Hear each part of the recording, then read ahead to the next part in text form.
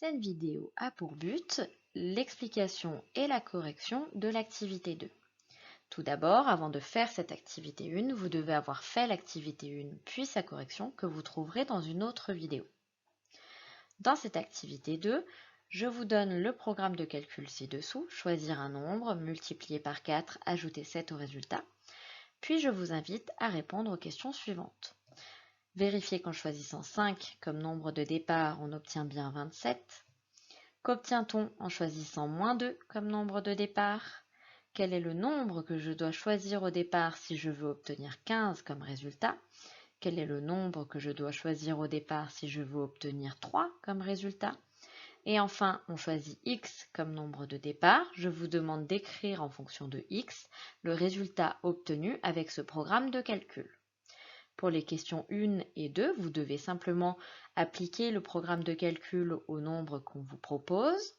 Pour les questions 3 et 4, on réfléchit à l'inverse, c'est-à-dire qu'on vous donne le résultat et on cherche le nombre de départ. Pour la question 5, il faut écrire une expression littérale, comme il a été expliqué dans l'activité 1. Si cette activité n'est pas encore faite, je vous invite à faire pause sur cette vidéo, à faire l'activité dans votre cahier d'exercice, puis à revenir sur la correction de cette vidéo. Passons donc à la correction de cette activité. Je vous rappelle le programme de calcul, choisir un nombre, multiplier par 4, ajouter 7 au résultat.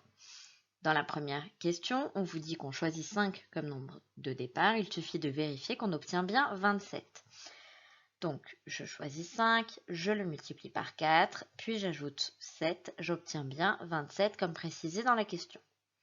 Pour la question 2, on vous demande le résultat lorsque l'on prend moins 2 comme nombre de départ.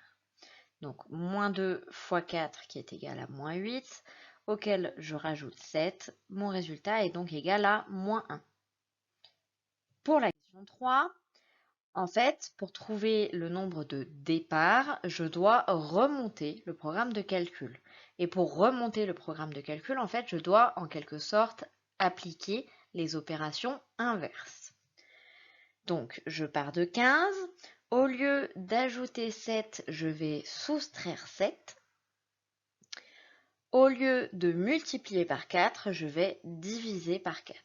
Et j'obtiens donc 2, qui est mon nombre de départ. Si je vérifie à nouveau, quand je prends 2, que je multiplie par 4, j'obtiens 8, auquel j'ajoute 7, j'obtiens bien 15. Même question pour la question 4. Donc, je pars de 3, auquel je soustrais 7, j'obtiens donc moins 4, puis je divise par 4 et j'obtiens moins 1. Pour vérifier, je fais moins 1 fois 4, ce qui me donne moins 4. Moins 4 plus 7, qui est égal à 3. J'obtiens bien 3 à la fin.